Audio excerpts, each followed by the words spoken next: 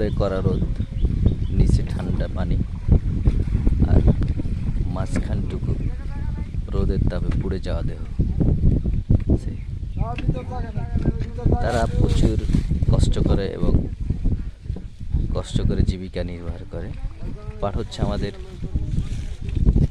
সোনালী আঁশ বা সোনালী ফসল বলা হয়।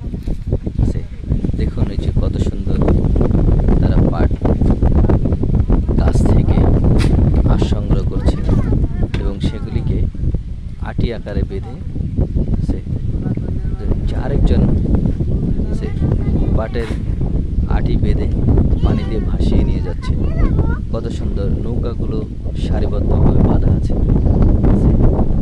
সুন্দর দৃশ্য দেখুন, এই যে ভেসে যাচ্ছে পাটের ইয়েগুলো, একজন সামনে থেকে টেনে নিয়ে যাচ্ছে, আরেকজন